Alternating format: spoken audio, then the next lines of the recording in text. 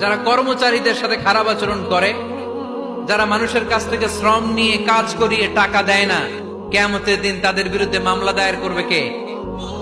কে করবে? হাদিসে কুদসি সাক্ষী বিষ্ণু ঈসা ইসলাম বলেন, আল্লাহ তাআলা ফরমান, আনা খাসমুহুম সালাসাতুন আনা খাসমুহুম ইয়াউমাল কিয়ামা। তিন শ্রেণীর ব্যক্তির বিরুদ্ধে আল্লাহ বলেন, আমি নিজেই কিয়ামতের দিন মামলা দায়ের করব। I will be against them in the day of judgment. Three categories of people, I will be against them in the day of judgment. তিন শ্রেণীর লোক কিয়ামতের দিন তারা ছাড় পাবে না।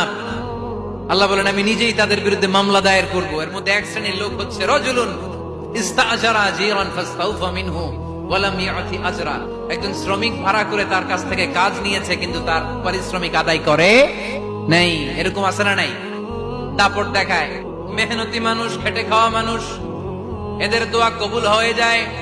আ'তুল আজিরা আজরাহু ক্বাবলা আন ইয়াজিফা আরাকুহু। খবরদার, বিশ্বনবী বললেন, শ্রমিকের ঘাম শুকিয়ে যাওয়ার আগে তাদের পারিশ্রমিক মিটিয়ে দাও।